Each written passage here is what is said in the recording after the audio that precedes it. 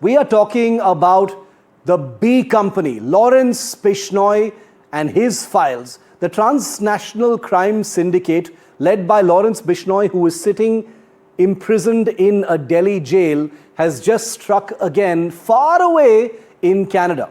He's running his crime syndicate from jail, but that doesn't appear to be really making a difference on the effectiveness of the B gang, because the B syndicate has struck with 2 hits in a single day in Canada, where its operations are alive and well. Number one, a Punjabi businessman has been shot dead, and there has been firing at a singer's home in Canada. So this is the big development that we're getting on the B gang. Remember, the Bishnoi gang, the Bishnoi outfit, has been designated as a terror outfit by Canada recently, and it has already been able to strike twice in Canada. Lawrence Bishnoi was born in Punjab in 1993.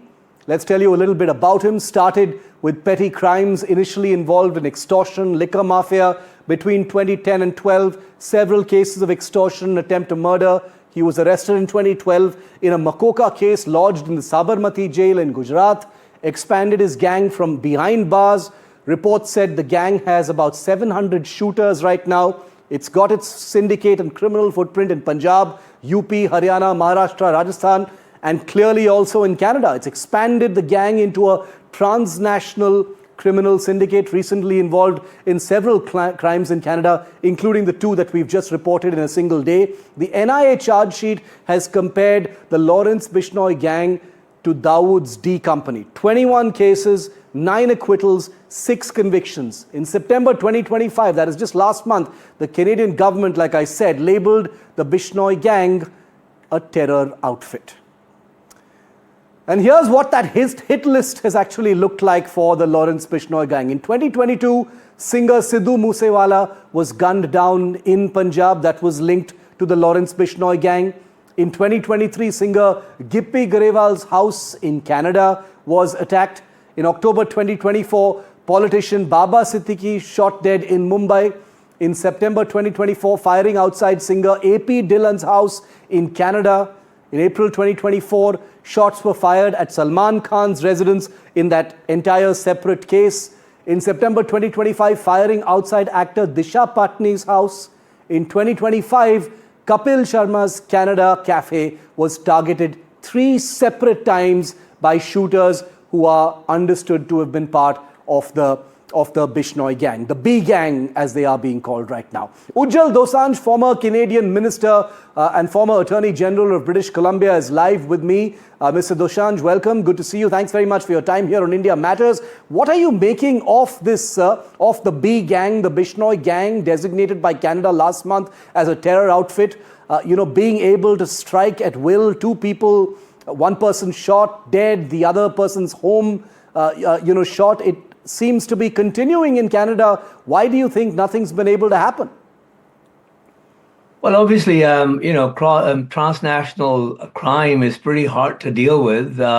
If you have people sitting in jail in India or other places talking to their gangsters affiliated with them who are shooting on the streets of Abbotsford or Vancouver, sometimes it's pretty difficult to detect and arrest those people. I think that both countries have to work together on this.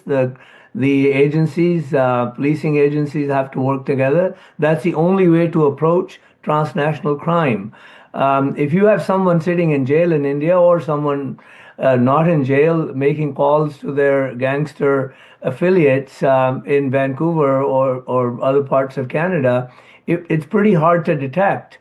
And so I believe that the recent visit of the Foreign Minister of Canada to India and the exchange of high commissioners, all of that will hopefully lead to closer cooperation and arrest and prosecution of some of these criminals. Mr. Dosanjh, things have been improving between India and Canada, in the post-Trudeau era. Do you think there is some opportunity for more cooperation on this front? transnational crime, gun running, cooperation on terror, etc. Do you think an opportunity lies in front of us for the two countries on the B gang?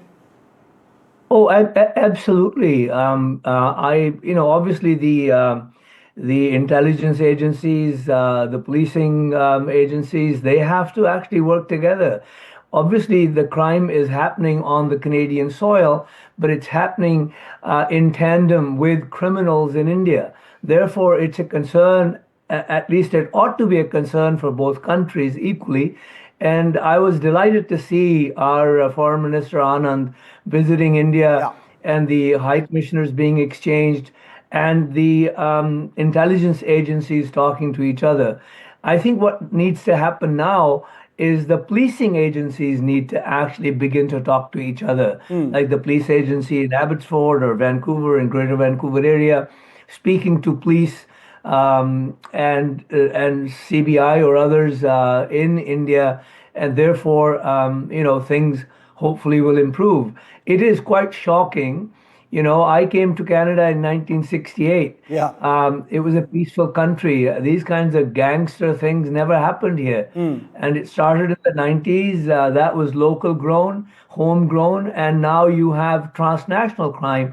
And we have a huge Indo-Canadian community Yeah. across this country, and it's a serious problem.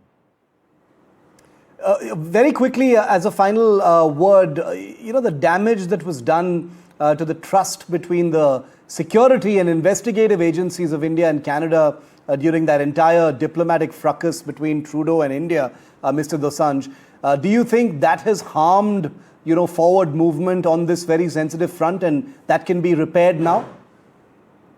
I believe that situation is calmer. Yeah. And Prime Minister Carney is not playing the identity politics or wokeism, and hasn't really shown himself to be inclined to play identity politics in different communities. Therefore, when he invited our Prime Minister Modi to the G7 meeting, he showed directly to Canadians and to Indians that he was more interested in a meaningful relationship than pandering to a particular minority of extremists in this country.